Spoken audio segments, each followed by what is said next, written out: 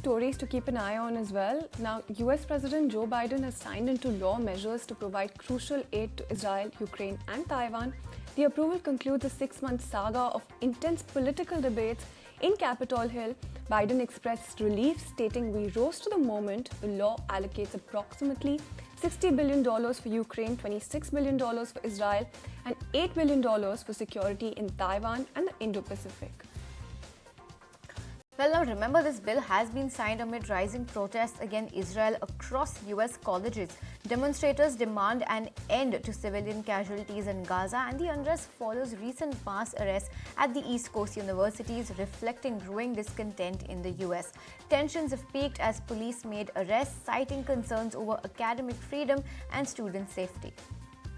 And speaking of bills, then TikTok is gearing up for a legal battle after US President Biden also signed the bill that would force its divestiture from ByteDance or face a nationwide ban.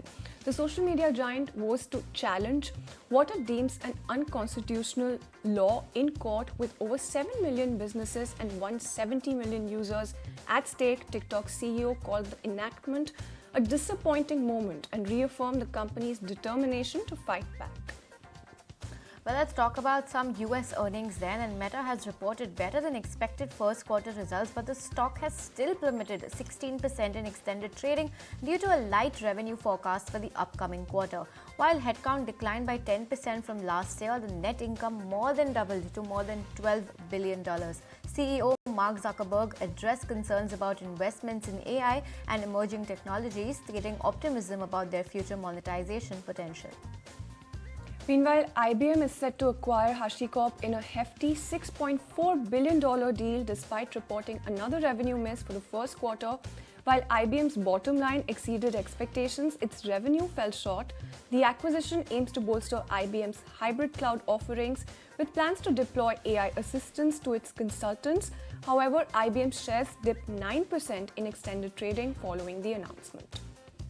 Let's keep it going with the earnings then, and now let's talk about Ford, because robust sales of trucks and other commercial vehicles have aided Ford's Q1 earnings, largely offsetting losses from its electric vehicle segment.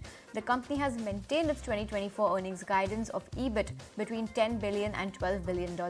It has also lowered its capex expectations and raised adjusted free cash flow outlook for the year, and they've also said full-year profit will track to high end of the guidance. Meanwhile, US plane maker Boeing reported its first revenue drop in 7 quarters at 8%, reflecting lower 737 deliveries and 737-9 grounding customer considerations.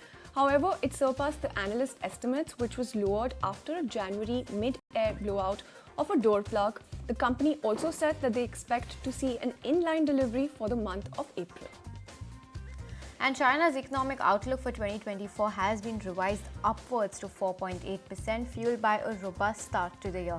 However, concerns over deflation persist, with both consumer and producer prices expected to remain lower than previously forecasted, and analysts attribute the economic momentum to overseas demand and technological advancements. A property downturn is deemed as the top risk as of now.